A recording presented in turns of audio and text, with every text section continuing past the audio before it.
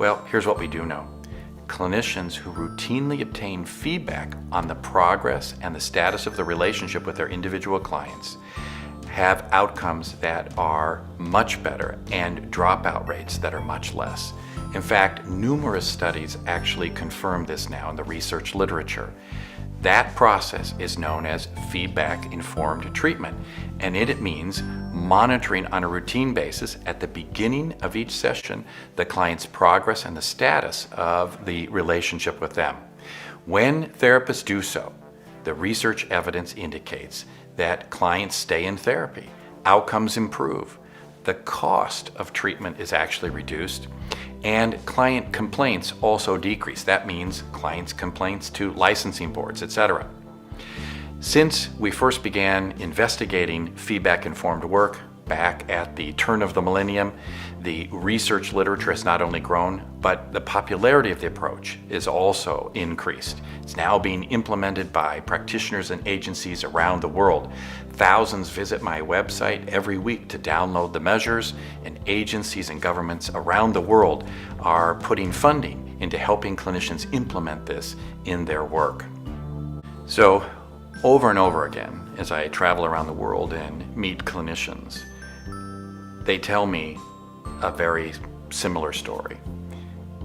They start using the measures, and more than one or two clients will say, "This is interesting.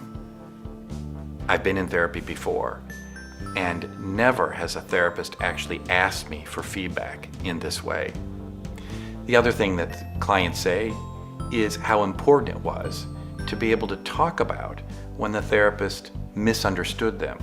Even though the client might not experience this as a big negative event in the therapy, being encouraged to share even when therapy wasn't just perfect enabled them to be more engaged in the treatment process. So we have two measures.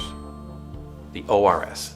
This one you're going to give at the beginning of your session, each time you meet with your clients. At the end of each visit, I take out the SRS. This particular tool is designed to help people give me feedback about their experience in the visit that day. So let me tell you about a brand new study that just came out from a psychologist and colleague, Heidi Bratland, out of Norway. Their particular team, working in Trondheim, Norway, were implementing feedback-informed treatment. Of course, they'd seen all the research and they were motivated to give it a try.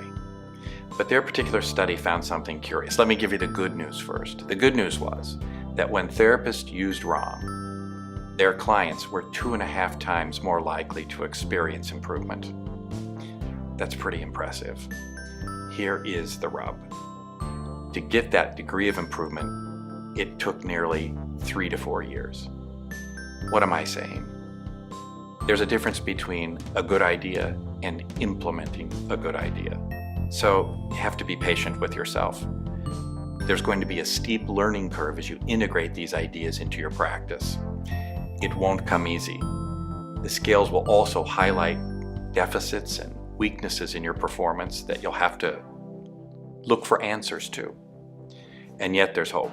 If you stick with it long enough, your outcomes will improve.